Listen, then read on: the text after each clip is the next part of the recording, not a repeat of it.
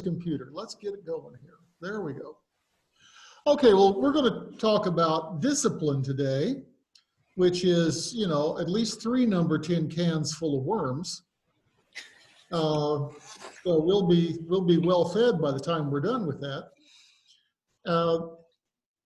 And I started working on this and kind of tallying up my thoughts. And the reason it's 3 number 10 cans is because we use the term discipline to mean at least 3 different things, all of which tie into Orthodoxy, new expression of Methodism, what we all want to be, and so forth.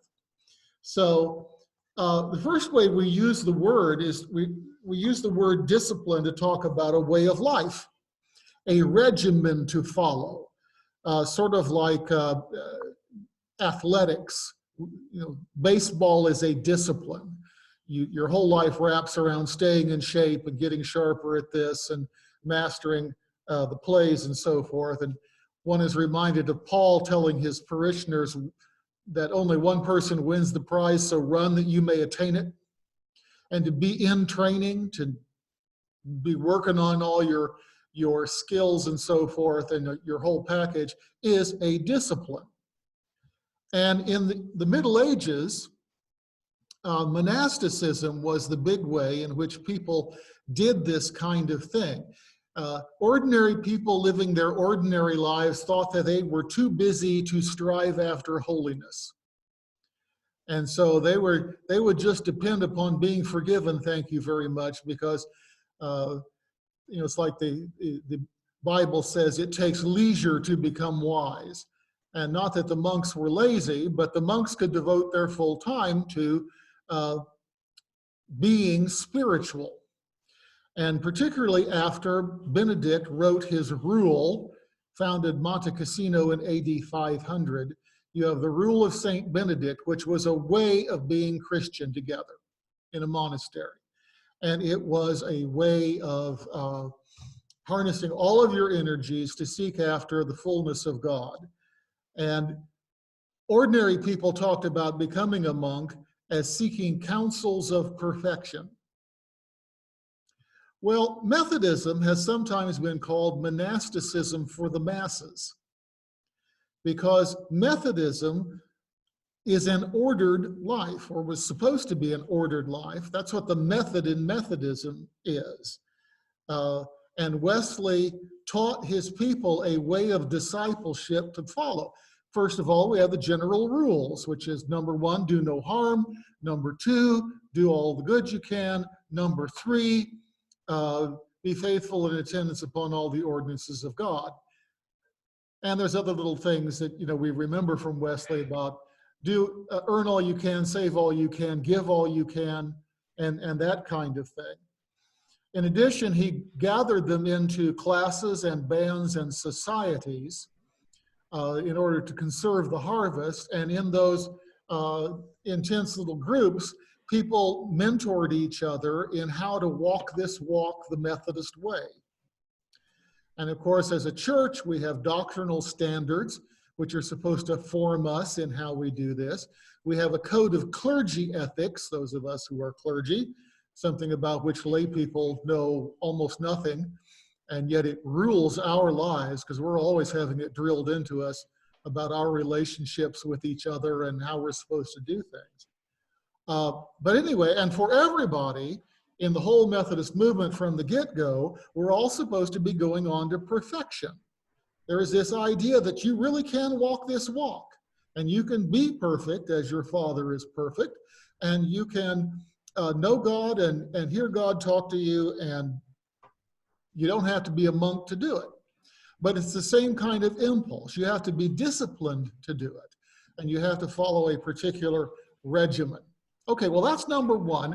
And in today's context, or in today's environment where we're all talking about what's wrong with the church and what we ought to do in order to make the church right again, we're all talking about discipleship and what we can expect of people and what we can get them enrolled in doing so that they can be going on to perfection and be accountable to each other and so forth. And that's a whole big discussion in itself. And most of our people have absolutely no idea of what you just said. No, they don't. We are hurt for the fact that it has been a very long time since anybody's actually done this, the old classic Wesleyan model. So even those of us who are trying to do it now are working without ever having seen it in real life. John Madden, in his first book, Hey, Wait a Minute, I Wrote a Book, that's the title of the book, talked about the one coaching conversation he'd ever had with Vince Lombardi before Lombardi died. And the young Madden asked the wise old coach, what makes a good coach? And Lombardi said, a good coach knows what the finished product looks like. Yeah.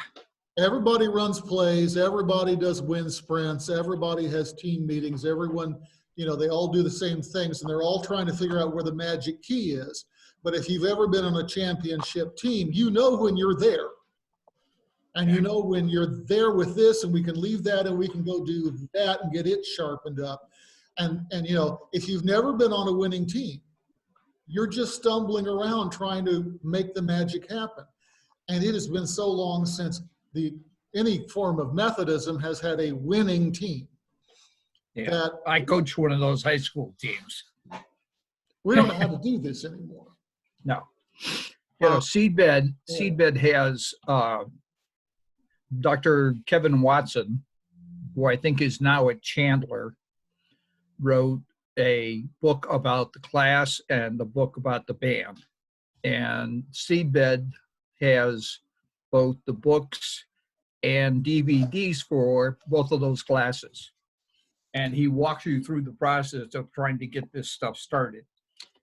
And the band DVD is Dr. Kevin Watson and Dr. Scott Kisker, who's wrote the book Mainliner Methodist, which kind of yelled at us all. And his last chapter was about that. So we do have a little bit of resource out there to help us. Sociologists of religion divide churches into high expectation churches and low expectation churches. And in a high expectation church, it's like being on a championship football team. People demand things of each other, and they're willing to stretch themselves to deliver to each other. Yes. And everyone plays at a higher level. A low demand team, a mediocre team that's happy being mediocre, where people skip practices and nobody cares very much and no one's going to call anyone on their dogging it on the field. Run very fast. They don't achieve very much. Nope. And I've had parishioners who explained to me that the thing that they loved about the United Methodist Church is that we didn't demand much of people and we weren't zeally. So they were only passionate about not being passionate. And that was the sum total of why they liked being United Methodists. That's not a one-off. I've had a number of those conversations. And a far cry from the early days of John Wesley. Oh, absolutely. Oh, yeah. And so trying to get a low-demand, mediocre team to function at a higher level and institute all of the totality of the discipline is, that's our task. And it ain't easy. Well, let's go on to the second one. We can come back to this. The second way we use the term discipline in the church is to refer to what we call spiritual disciplines. And we mean by that specific skills or skill sets in things like prayer, fasting, exercising spiritual judgment, what we call the discernment of spirits, giving and Bible study, human communications, reconciliation, all of these kinds of things. And we talk about these, but we don't know how to teach them anymore. And by the way, when my book finally comes out, you'll buy my book because there's a whole chapter on this kind of stuff. There are three different kinds of things and three different ways of teaching and learning of anything. And If you're mastering content knowledge, you have to teach through didactic means, teaching by telling, because it's the most efficient way. Trying for you to use the discovery method for you to learn the facts of the Civil War would take as long as the Civil War. We don't have that much time. So that's that. Values and experiences are basically taught through sharing an experience together and Socratic dialoguing and reflecting upon things and that sort of thing. Skills are different. Skills have to be taught first by imitation and secondly by coaching. Imitation, Paul says, imitate me as I imitate Christ, is the main way we learn these things, if we learn them at all. I'm very fortunate that my father prayed at home aloud without self-consciousness of who else was around. And it's always been natural for me to just talk to God as I talk to you guys. My father learned how to pray from his grandfather who raised him, Arthur Edward Collins, after whom I'm named. My dad called him Dad, even though he was his grandfather. But he was an old pious Methodist who sang hymns in his rocking chair and prayed to God, just talked to God all day long and in between talking to everybody else. And so I had a model to follow. And what I discovered when I entered the clergy is that most people, the only model for how to pray they've ever seen is the pastoral prayer on Sunday morning. And they can't keep that up. So, for the first question is, well, where are the good models? But the second question is, where are the good coaches, which is a different skill from just being good at something yourself. Because to master a skill, to get better at it, requires coaching, exercises, and supervised practice. So if you're, say, going to learn how to turn a somersault or do a layup or something, you don't just go out there and hack at it. The coach moves you through it at slow speed first, sets you free to do it at natural speed, critiques your performance, gives suggestions, says, try it that way. Tuck that elbow under there and see if that doesn't make it smoother and so forth, to bring out the best in you. Yeah. So in any of these spiritual skills, whether it's prayer or fasting or making peace or whatever, we need people in our churches who are models to imitate. And we need people who not only know how to do things, who are self-consciously models, but who know how to coach people who are trying to get better at it. And who are those people in our churches today? And you're not trained how to do any of that. Well, some of us are, or we've acquired the training, but we don't concentrate on that. We don't teach that in seminary, certainly. We don't teach it in Sunday school. No. I find Sunday school is. Go ahead, Dale. Sunday school is probably the worst place in the world to do any kind of coaching training, because we go back to your first idea of, sit here and I'll lecture you on this stuff and we're done. Sure. I'll preach you a great sermon on the importance of prayer, but that doesn't teach anybody how to pray. Yeah. Well, and specific to that, I remember my first Sunday going to Velpen United Methodist Church, my first assignment, because I wasn't even a lay speaker, I think, at that point yet. But I felt good about the sermon. We drove all the way down there, pulled up into to park out front.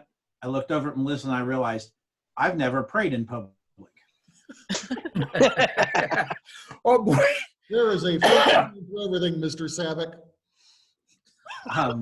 And so I'm 17 years in of self-taught public prayer. Like you said, outside of listening to a pastor give a pastoral prayer, I was never taught that. That wasn't just not a skill that was transmitted.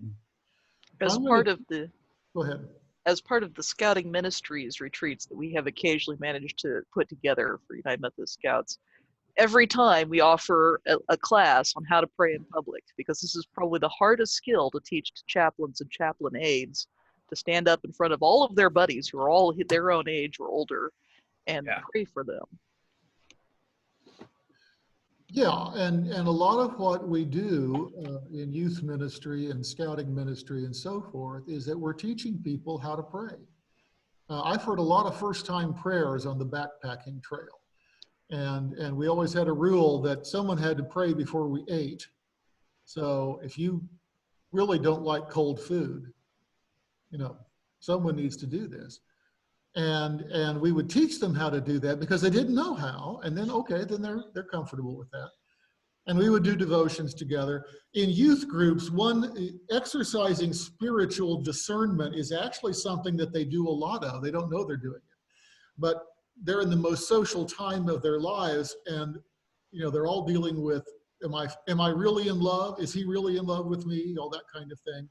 What does this relationship mean? All that kind of teenage drama. And I trust him. Yeah, and what youth ministers spend a lot of time doing is coaching kids on how to know who's real and who isn't, and whom you can trust, and was that a good decision? And that's spiritual discernment. Yeah. So we do a few things right, but if you were to ask someone to tell you, how do I know what's a good deal when I go to buy a car or not? I'm not sure everyone could do that. How do I know that someone is giving me a come on, a bait and switch in religious terms? Yeah. Oh, we don't talk about that. So that's my second can of worms is if we want to renew the church, and we want, whether we're a new church or we stay with the same old, doesn't matter. We all have to deal with how do we teach spiritual skills, because none of us know how to do much. Okay, the third way in which we use the term discipline refers to the correction of people who stray past a boundary, a significant boundary. It's not something you can just, we just won't mention that because I don't want to embarrass so-and-so. No, this is something you have to take notice of. And it might be a behavioral boundary. It might be a doctrinal boundary. It might be an administrative boundary. It might be just personal relationships. I've always told people one spiritual skill everyone should master is how to write a letter of apology. I've done more of those than I want to tell you about. Anyway, because I have Tourette's and I say all kinds of crazy things and don't know I've said them. Just say it. So anyway, when you stray past a boundary, then something has to be done to correct that and bring people, to put their relationship back together and make sure everything is reconciled and running smoothly. And boundaries are of several kinds. There are boundaries that define in from out. If you cross a boundary outside of what you're supposed to do, outside, the world is supposed to be this way and we're this way. If you act in a way that is unbefitting our discipline, then you need to be disciplined. Yeah. And one thing we've definitely lost is that the first century church was profoundly countercultural. Their standards were not the standards of the world around them. And they were so tight, they would make us all look like a bunch of slovenly heathens. Which we are. Well, yeah, we are. Anyway, but in terms of today's controversies, which revolve a lot around sexual ethics, we're all matching the dominant culture, and we don't stand up against it and say, no, we have a different way, and we're confident in that way. And I remember when I was a kid, this starts a long way back, long time before anyone talked about same-sex marriage or transgender anything or whatever. I remember my childhood growing up in the early 60s. I perceived very early, I didn't know the names for it, but I understood that there was the way you were supposed to act, but it only mattered if you got caught. What we taught was respectability, not righteousness. If no one saw it happen, you're good. It didn't damage you to get into trouble. You just didn't want everyone else to know. Yeah. And so we started playing all kinds of those respectability games. And we, you know, winked and nudged ourselves past all kinds of boundaries. And we started to see a breakdown in family life 40 years before we reached the climax of the marriage debate with Obergefell versus Hodges. The only reason I'm convinced now that everyone just takes same-sex marriage as usual is we have so devalued marriage as such. Yeah. It didn't matter if gay people could get married. Marriage has become a two-person contract that either party can end at any time without owing any obligations to the other. So congratulations, gay people, you have the privilege now of getting divorced. It's the only thing you can't do unless you're married. So, okay, that's where we've wound up. So the repair on that of teaching righteousness instead of respectability goes way back, and we've been basically ignoring boundaries as much as we could get away with for the entirety of my life. We haven't taught where the lines are. Yeah. And there are internal boundaries all around us in the church. There are things we're not supposed to do, ways we're not supposed to relate to each other. We clergy have tripwires everywhere of things we have to be aware of, because we're constantly risking getting in each other's way or leading others astray. And so we are, we're just beset with rules. And any two people can get crossways with each other to such a degree that they can't function together peaceably. And that disrupts the entire group. And that has to be dealt with. It's not enough to say, I know I'm forgiven. If we haven't forgiven each other, then the entire church is distorted by our conflict. And these apply to lay people as well as clergy. And all of us are sinners, and we all do this constantly, and we need people to correct us. Back when I was praying in church every week, I used to frequently add a line to my prayers. I would give thanks to God for those who loved us enough to correct us. Or sometimes I'd put it, thank you for those who cared how we turned out. Because that's a very serious form of love, that they wanted us to be better than we were and demanded something of us. And you can go astray in any conceivable direction. Dorothy Sayers tells this great line. True story, she had given a talk in which she mentioned the 7 deadly sins. This is to a college audience at Oxford, I think. And a college student came up to her and said, quite seriously, I did not know there were 7 deadly sins. Please tell me the name of the other 6.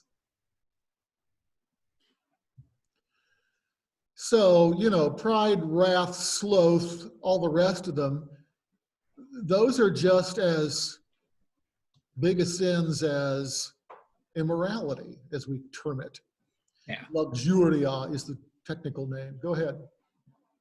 Well, I mean, you also have, they say studies show 20 to 40% of an employee's time is being spent on personal business while they're at work. So, you just gave yourself a 40% raise kind of thing. Sure. It's the same issue of, well, if the boss doesn't catch me doing it, and the worst part is in some places, the boss may catch you and there's no consequences. And that's the problem we have in the church today. You were talking about we have boundaries. Sometimes I look at the church in America, and Western church in general, and I'm like, there are no guardrails. There's no guardrails anywhere. I mean, we're just careening down this hill, and there's nothing on either side saying, okay, you can go to this point, but you can't go any further. It's like a triple black diamond for you skiers or whatever it is you guys do. I can barely walk, never mind ski. My bones to knit. Yeah. Well, right now, both my knees have braces, so there's that. One of the frustrations that probably a lot of people don't get I've been attending annual conference again. I attended it as a youth in South Indiana annual conference as a lay member several times, and other times just to be there to be go to the scouting breakfast and tell people about scouting ministries. And I've been doing that again, but the conference is different. And one of the major changes they did is you no longer have lay sessions where we all sit down, or plenary, the broken out plenary sessions where we all sit down and hear the report of a committee telling you everything they did in the past year. Mm. They don't do that anymore. Probably because they don't do anything anymore, but And the thing that frustrates me about it is that, yes, a lot of them were boring and dull and not a lot happened and not all the news was good, but the principle of the matters, we're supposed to be accountable to each other. We're supposed to hold each other accountable. If you never stand up and tell everybody what you've been up to in the last year, you are in no sense held accountable for what you've been doing. Yep. Well, what to do when a boundary has been crossed? Historically, the ultimate penalty, when we can't restore you, when we can't put everything back together, when we have to be punitive, was excommunication, usually for apostasy, denying Christ under pressure or that kind of thing. The number of offenses that could get you excommunicated multiplied over the years. In the Middle Ages, finally, not returning library books in Spain would get you excommunicated because they were expensive and they belonged to the college, which belonged to the church, and they needed to stay there so the other students could have them. But excommunication, or delivering someone to the devil, as Paul terms it, was something that you did as a last resort to bring people to their senses. Or if you didn't manage to bring them to your senses, you at least protected the rest of the church from their influence. In the Amish community, this is called shunning. You don't see that person, you don't talk to that person, you don't acknowledge that person's presence. They have willfully exiled themselves from the community, or we've exiled them from the community. And sometimes that's enough to bring people back and figure out how to make restitution and how to get back on the program. And sometimes it's not.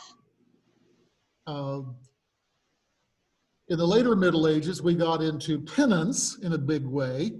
And penances in the early Middle Ages, the late imperial period, were for like 10 years at a time. You had to be on probation. They were long. Couldn't take communion for 10 years unless you were dying. And you had to keep your nose clean all that time. By the time we get to, the 1100s or so, we have more dramatic penances. Henry II allowed himself to be flogged at Canterbury Cathedral for his murder of Thomas of Becket. Never admitted personal fault himself, but he was king, and so everything was done in his name, and he submitted to penance, which involved physical pain. Okay, confession and absolution is how that's normally done now. And we talked about that in an earlier class meeting about how any of us might be called upon to help someone else confess and to convey pardon to that person and to reconcile them to themselves and to the group. In early Methodism, we had the ticket system because the core of Methodism was the class meeting every week, not going to a preaching service. Those were open to the general public, and they tended to be rowdy because you get disruptors showing up and stuff.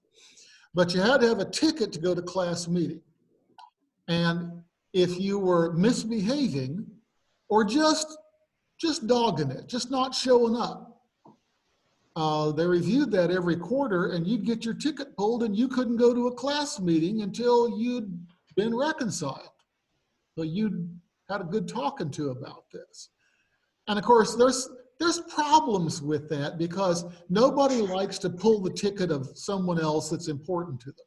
And no one wants to pull the ticket of Mrs. So-and-so's daughter, no matter what she's doing, because Mrs. So-and-so is big time around here. That's why the ticket system never really took off in America.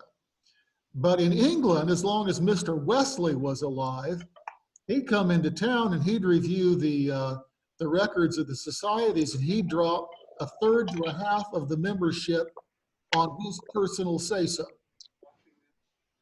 And you'd think, oh my God, that would just kill the organization, the movement. No, the more he pruned the bushes, the more they bloomed. Yeah. And Big surprise there, huh? we don't know how to do that anymore, and we're all afraid to. So in the current Methodist Church, we have a system of complaints and charges, which sometimes lead to church trials. And I have in my notes, no one expects the Spanish Inquisition,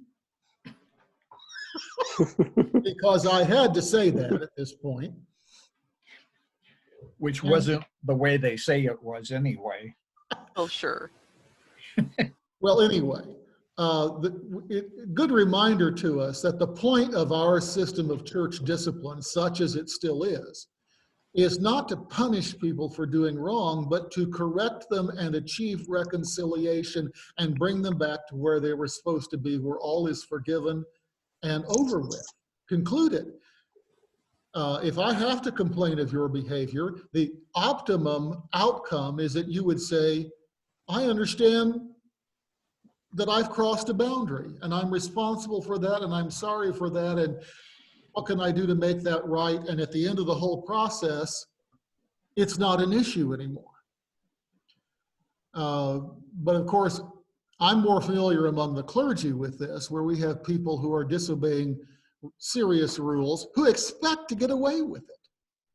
And they expect to have their disobedience covered by others. And that, you know, you can't be redemptive in a situation where they're daring you to be punitive. And that's a whole big issue that we've been fighting for years. Which was the meany thing that was accomplished or partially accomplished at GC 19. Sure. Is they But nobody strengthened would that. enforce it. Yeah.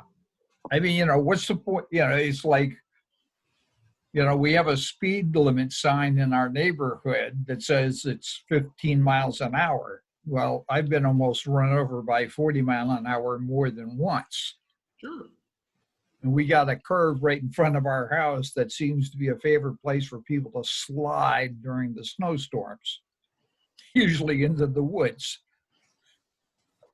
There is a general attitude in our society that if your intentions are good, it does not matter which rules or laws or whatever you trample over, you should not get punished for them. And that's starkly at odds with the original civil rights types. You know, Martin Luther King Jr. went to jail. And he served his sentence. And some of his best writings came out of there. Sure. He knew that what he was doing was against the law, and he was willing to accept that because that was the price of doing what he felt needed to be changed.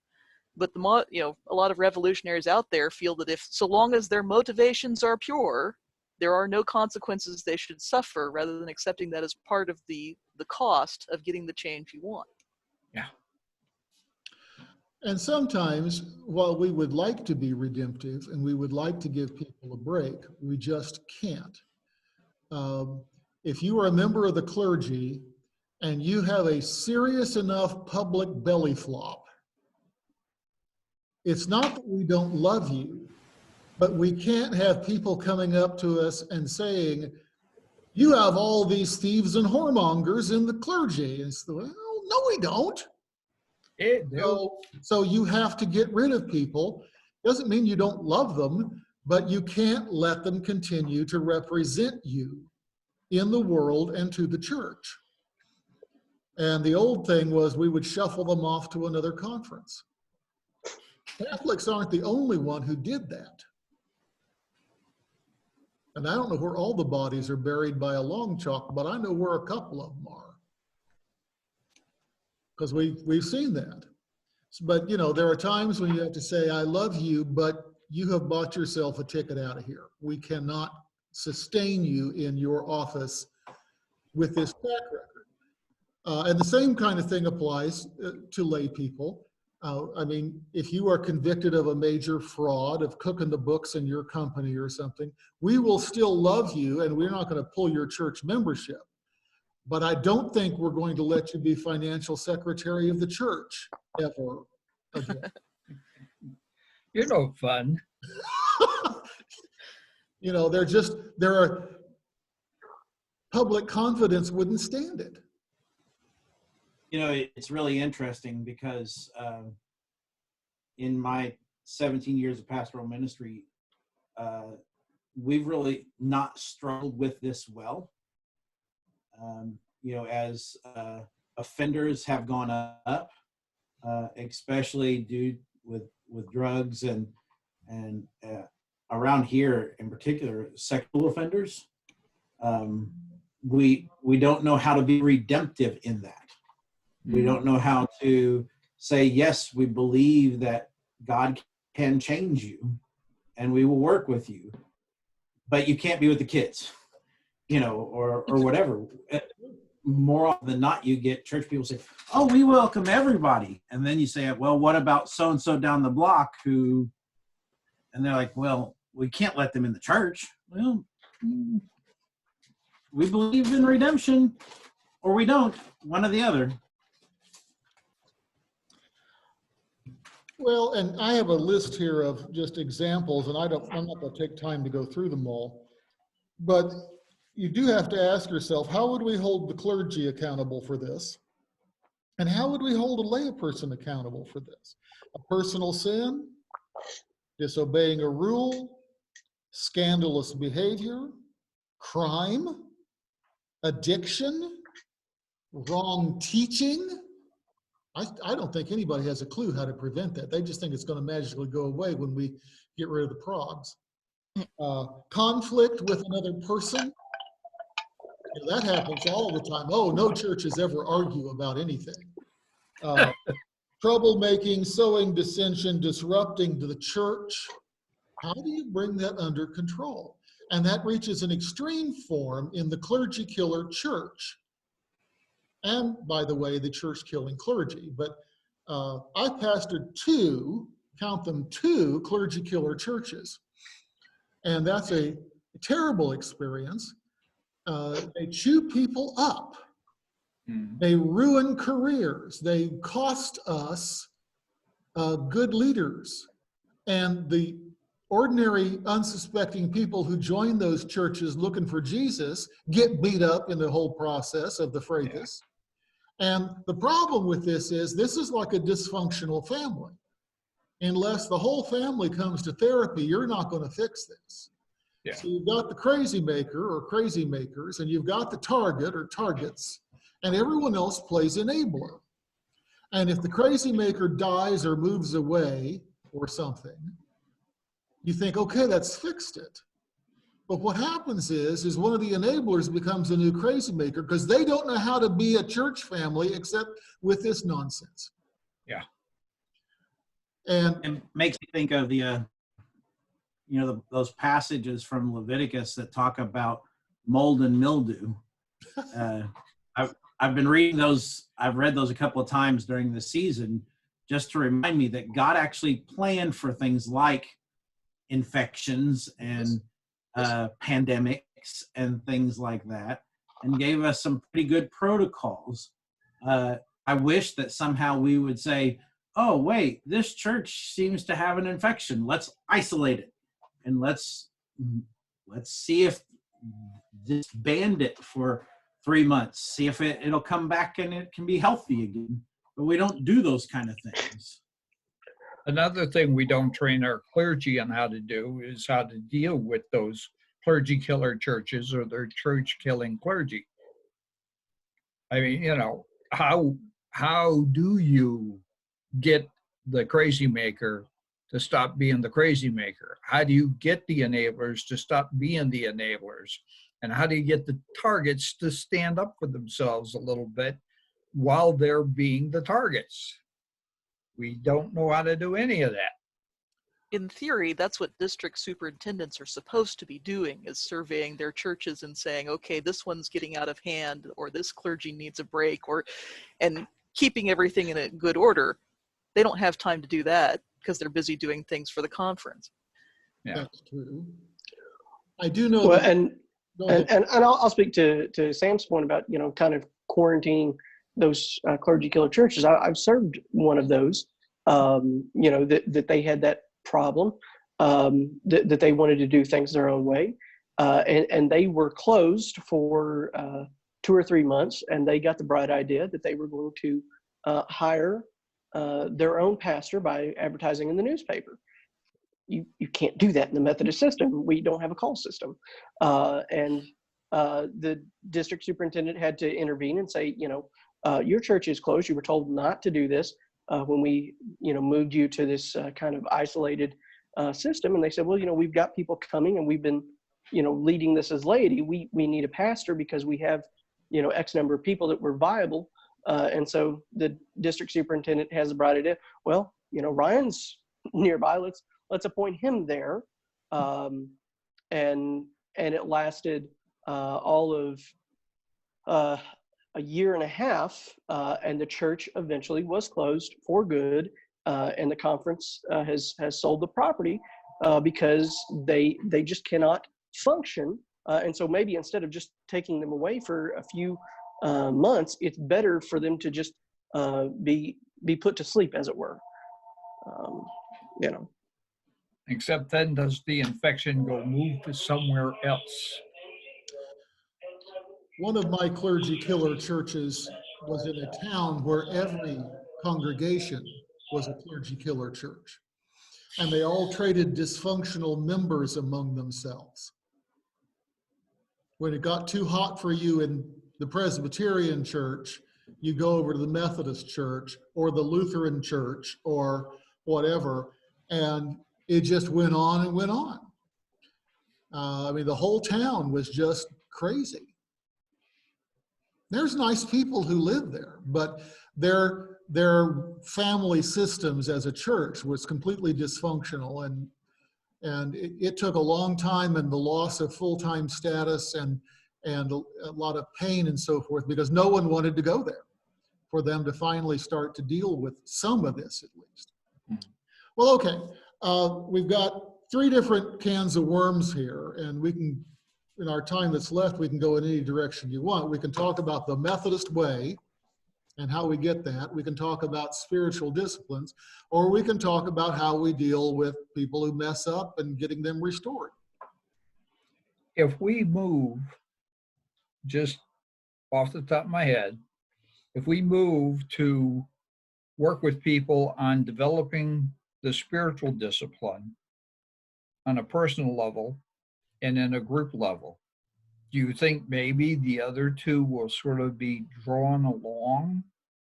It's like, I remember when I was an assistant in a high school program, and every single practice was practicing fundamentals, tackling, blocking, and so on and so forth, right? Every single practice. And my understanding is that's how Belichick with the Patriots is. And as you develop those basics, that cohesion and discipline of the basics flowed out into the running your pattern correctly. So you were where the ball was going to be when it was time to catch it, kind of stuff. And you blocked out the holes so the running back could get through it, kind of thing. And by the way, that head coach one time took all of us, sent all the kids over to get a drink of water, and took all of us coaches off the side of the hill and reamed us for about 20 minutes at the top of his lungs because we weren't giving 100% as coaches. That was fun. I hear that. And But you've kind of given the model you need, is you need people who can pull people aside and do the coaching. Yeah. Mentors and stuff. We need mentors. We need groups that can do the teaching and stuff. But you also need the people who've been there and know what we're all aiming for to hold each other accountable, to sit down and say, you're not doing the stuff you ought to be doing. yeah. And So it has to be tackled at both ends. We need to teach each other the fundamentals and train people up for the attitude that you're supposed to look out for each other and teach each other. But we also need the people who are in charge to do their dang jobs and be in charge. What a concept. You know, one of the things I've had to overcome in pretty much every church is this this notion that humility means I always need to keep what I'm good at to myself. You know, if I've got, just because I was eating lunch earlier, if I've got a fork and it's a really good fork, I tell people, hey, this is a really good fork. Get you a fork like this. We have no problems talking about skillets and utensils and furniture companies and things like that. And yet, as you pointed out earlier, Art, and as you guys are just saying, we need people who are really good at praying to teach other people how to pray. And that doesn't mean that they're not being humble. In fact, if they were designed to be an intercessor, then teaching other people how to be intercessors means they're living into the humility of what God has created them to be. Oftentimes I go into a church and I ask them, who are the spiritual saints and sages? And no one has any clue. Or they point to someone that they lift up, and then you go to that person and you try and talk to them, they say, well, I'm not good at anything. I don't know anything. When I got here, the most spiritually mature person said that they had never even read the entire Bible, and they were in their 90s, and they'd been going to church and in church leadership for decades, almost twice my lifespan that they had been in church leadership.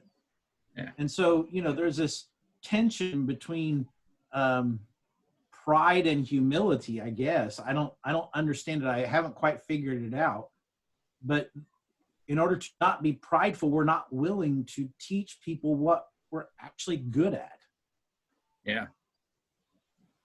And I'm always amazed at the number of people who have no idea what they're good at. You know, like I said, we have a lay servant or lay speaker at our church. And when he gets up to preach, he does in 15 minutes. And he does a great job of preaching. And I've actually heard people afterwards comment, how come he's doing, and I'm like, what? And I'm sitting there and I'm going, that was probably one of the best 15-minute sermons I've heard in a long time. And my wife says the same thing. And there are people grousing about how he referenced too much scripture. I kid you not.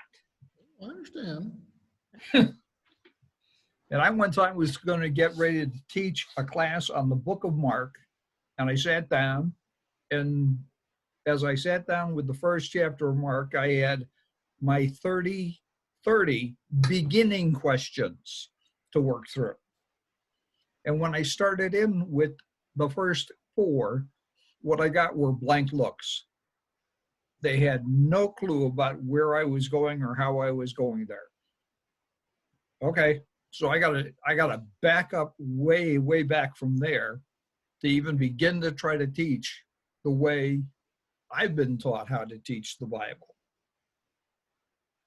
So yeah, Alpha's right. We gotta back way up. We gotta find the people who actually know what they're doing, and that takes the spiritual discernment that Art was talking about before, on the part of the leaders that we talked about last week.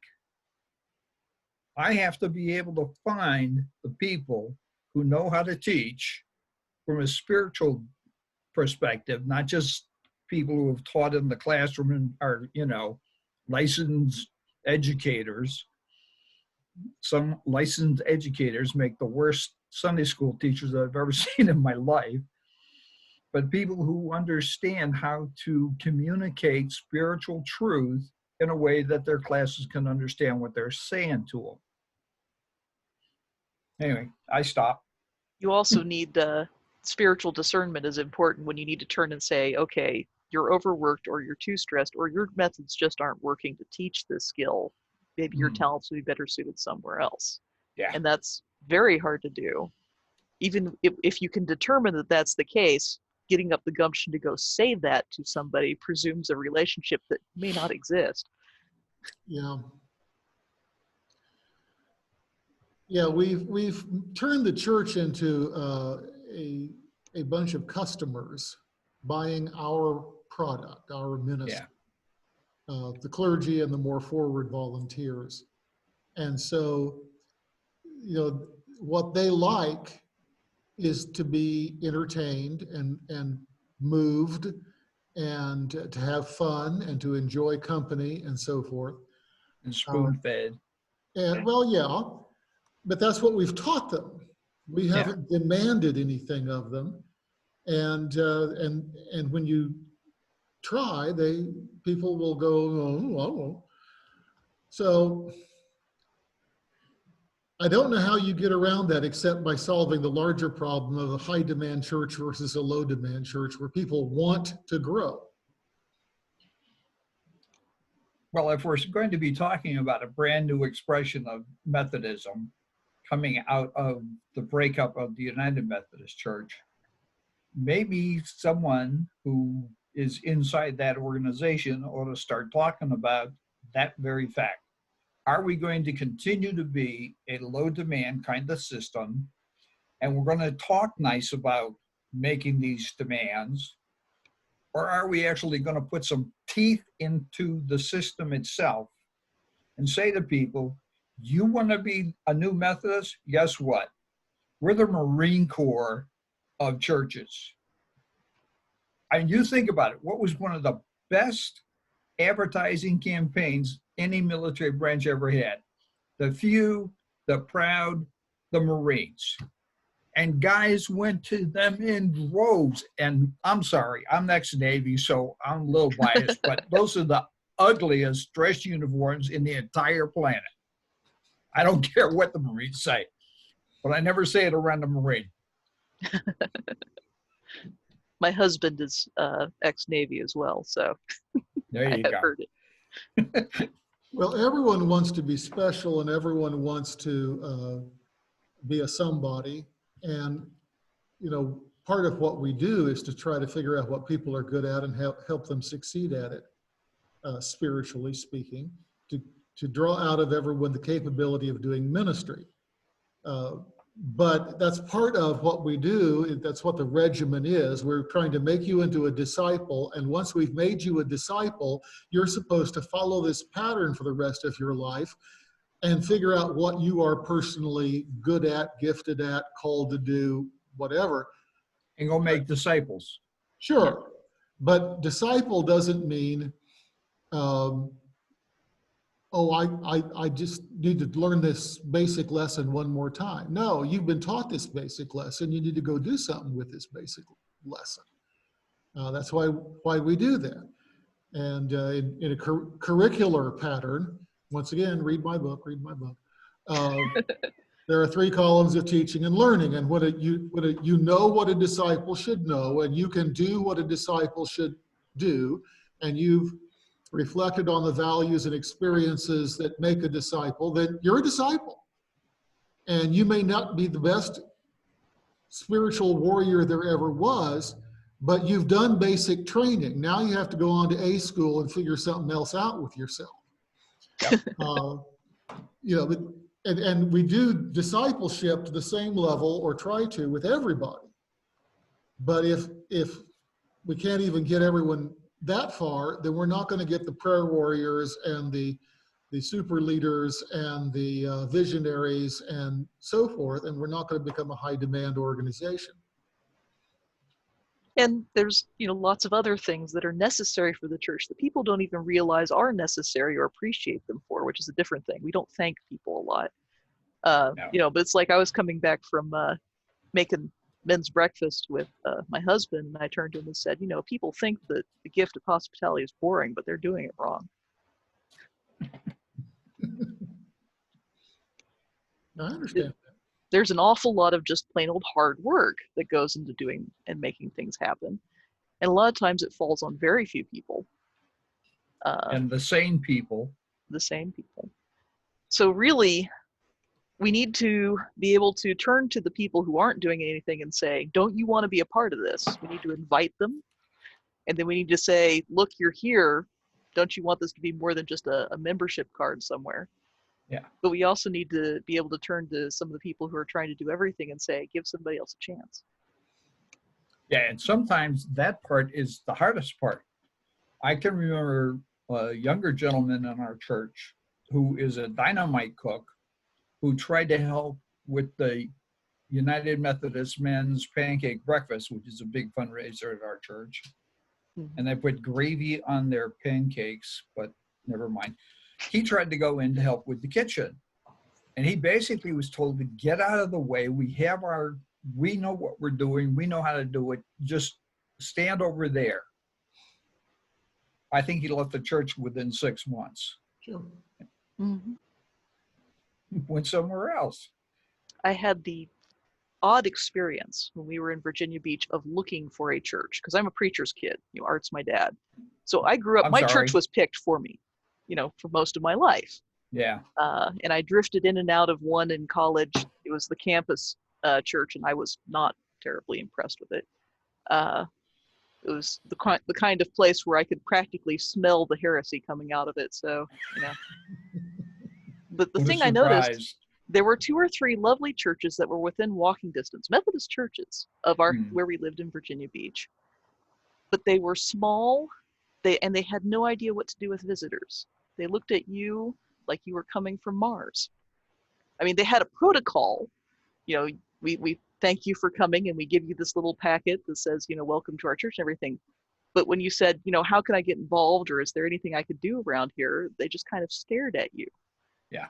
So we ended up going to a church that was a 20-minute drive through to the other side of Virginia Beach, because when we crashed their gates, they invited us to Sunday school. Yeah. There were people there who noticed we were new and were eager to say, come along, join us. And the attitude is really what makes a difference in a church. That's how we ended up at the church we're at here, is when we showed up, they were happy to see us, and they were eager to ask what we're up to do. And we even got visited by the pastor within 2 weeks of showing up. Wow. Second service at our church, a couple of about 8 years older than us, so older than old dirt, invited us to the Sunday school class. And we started going to the Sunday school class with them, and we developed a little relationship with the folks in that group. And from that group, we got involved in a Bible study group. And ta-da, here we are in this church now, going on 8 years. And, pastor volunteered me to be discipleship chairman, whatever that's going to be. I got to put together a team to do this. A little hard to do in isolation. But, that's the reason we're at our church. Like you're saying, we got invited. We were given the opportunity to become part of. And when I signed up for a small group class, the leader of the small group class would send me a little text message or something saying, are you going to be there this week? Most weeks. And sometimes I would have to say no because I was sick or whatever. And sometimes I'd just straight out forgotten. But I remember one time I said, I was at the class and I said, I appreciate the herding, having people ask after me, because I'm a scatterbrained sort particularly in the winter.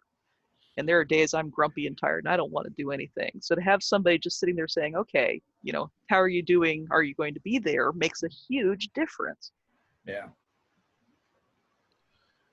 My congregations got tired of me telling them scouting stories, but I'll tell you that. When you're a volunteer in Boy Scouts, you go to extreme lengths to achieve training goals because they tell you have to, and sometimes we grumble and sometimes we're cheerful about it, but we all stay in training for the things we have to deliver. I'm getting ready to help with a wilderness and remote first aid class, for instance, and every 2 years I have to take youth protection training again, and just lots of things like that. And people will go to training, whereas in the church they won't. We go out and we do big things. We have adventures. And there's not as much of that going on in the church. And we thank people consistently. I could paper a house with thank you certificates, and I don't need to be thanked with paper. You know, that's kind of irrelevant to me. But I was filling up thank you certificates late at night. We're getting ready to finish a scouting retreat 30 years ago. And Fred Kane said to me, as I was doing this, is, you know, this is the only thing I do that I ever get thanked for. He was a pastor. Yeah. The church takes people for granted. They don't do anything with them. They don't ask much of them. They don't try to achieve anything new and cool and wonderful. And so, you know, it's in its own way, the Boy Scouts are a much higher demand organization, and therefore attracts more loyalty and more performance than the church often does. And you know, Boy Scouts have their problems too, and we don't have time to fix them. We don't even have time to fix the church. And I always tell people, BSA and the United Methodist Church are an awful lot alike. They are mature organizations with immense institutional assets, and they're both dying. But anyway. But they forgot why they exist in the first place. And that's the problem. That's a big part of it. Yeah. I mean, I forget what I was reading. I think it may have been Schneider's Radical Wesley.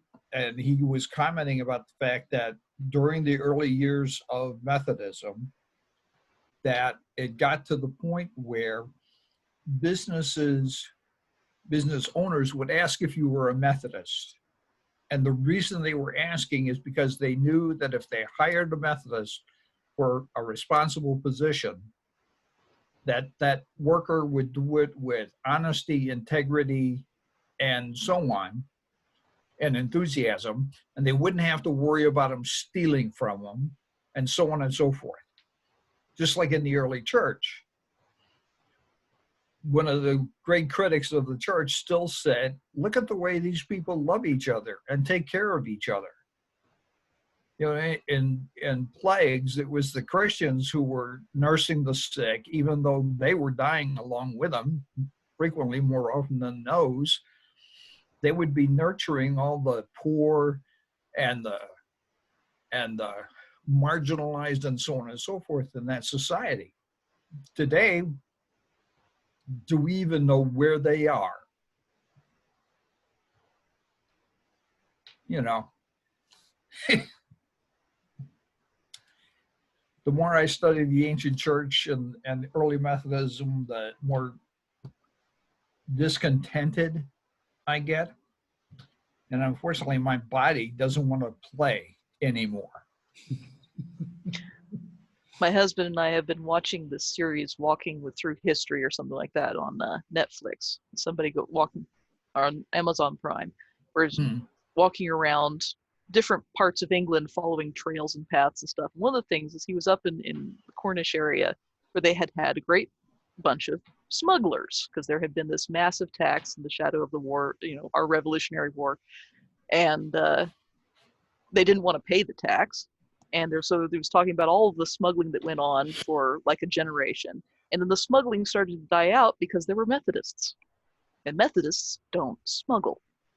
It's in the general rules. Yeah, I was just going to say. And, you know, we can translate smuggling, go back to what I said about people doing personal business on company time. I mean, that's, I don't know if you'd call it smuggling, but it certainly is theft. I mean, my company is paying me to do a job, not conduct my business. Now, do I make doctor's appointments? Yeah. When I get my break, I'll call my doctor to make an appointment. And they'll call me back and I'll take care of it as fast as I can during work time. But I'm not going to spend 20 minutes paying my bills and my checkbook and so on and so forth. Methodism is often credited with helping England avert a French-style revolution. Yep, I read that. And Methodism basically created the English middle class. Margaret Thatcher, who, when she went upscale, became an Anglican, nevertheless was raised a Methodist grocer's daughter, Golders Green, I think. Yeah. And if you go to Wesley's Chapel in Finsbury, North London, she and her husband Dennis donated the new communion rail. Hmm. But that idea that you are so grateful to be saved out of the wreck of humanity and loved by God and forgiven by God, that you want to devote everything you can to God and not waste your time fiddling around with other stuff, builds up enormous personal wealth. You're able to do so much more things and to raise your family better and so forth, if you're not prey to destructive habits and all kinds of stuff like that. Well, in fact, wasn't that one of the things that you could get in trouble with your class leader, is if you weren't taking care of your family, if you were drinking instead of, using the money to buy food and clothing for your family, housewives to keep their houses clean and their children's clothes clean and mended and so on and so forth. I mean, we can modify those ancient rules, 400 years ago, 300 years ago. But the other thing that I think we need to recognize too is Methodism encouraged Wilberforce to stop the slave trade. It was one of the forces, yeah. Yeah, I mean, we were one of the big forces there. And you look at the things that the early church accomplished of changing the attitude of the Roman Empire towards all kinds of things, and then throughout the Middle Ages and the late Middle Ages and so on and so forth. Christianity leads to so many improvements in the standards of life of every level of society. But the church in the West has totally lost that. The church in, what do they call it? I forget, the global church, Global the South? Southern church, Global South, thank you. They're now the place where those kinds of things are going on. Sure. Ministries are going, one of the guys that I follow on Facebook is in Malawi, and he's teaching people how to grow crops. He's teaching people women how to sew and knit and so on and so forth, so that they can make products to sell, to help support their families, teach them how to get clean water. That doesn't look like church to a lot of people, but in reality, that is church. Well, Nigerian Christians stand a good chance of getting killed. The old monks used to say that discipline begets abundance. And abundance, if it be not checked, will destroy discipline. Or as they used to say in America, shirt sleeves to shirt sleeves is 3 generations. Mm. Because if you are radically saved and redeemed and so forth and get your life put to get back together, then you build a better life. But your children and your grandchildren may not feel your passion and have your motivation to honor God with all they do. They just think that all this affluence is the way good people live. And they're only going to be as good as they have to be. And they wind up, falling into the same follies that their grandparents climbed out of, and then they lose everything. Amen. And that's an old story too. And sometimes you have to let people experience the consequences of their behavior. In fact, usually it's a good idea to let them. If you keep enabling alcoholics and drug addicts, eventually they're going to destroy you first. They'll drag you down with them. Sure. Yeah. But because they're used to being down there and you're not, you're the one that's going to lose the worst. But we don't feel we have the moral authority to turn to them and say, you are screwing up your life, get it together. And that is probably the bigger issue, is we don't feel we have the authority or the relationships or whatever it is that's necessary to turn to somebody and say, stop that. Well, because your truth is your truth and my truth is my truth. And if I try to make you live by my truth, then I'm being judgmental.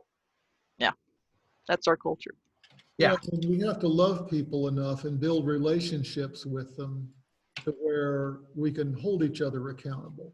If Joe Blow up on the street comes up to me and lays into me that I'm doing something wrong, I'm going to be offended or blow him off.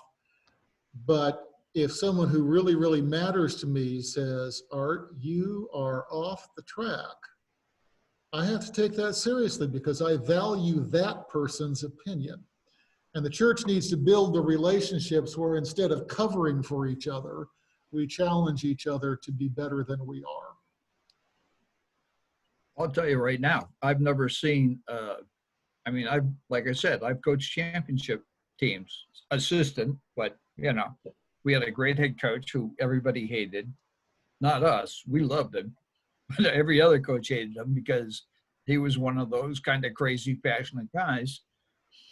And one of the things we always saw with the guys was if somebody started to slack, especially once we began to be the kinds of winners that he was talking about us being, because when he came into the program, we were 0 wins and however many losses every year, period. We were everybody's homecoming game because they knew they were going to win. That stopped about 2 years in. Once the kids got the vision, they started to push each other. Mm-hmm. And I know I've seen enough of the way boot camp goes for Marines and Ranger training and so on and so forth. The way and SEALs, you don't survive by being an individual. You survive because the guy next to you pushes you and you push him. That's what the whole class band thing is about. And you can, Art talks scouting, I talk class band.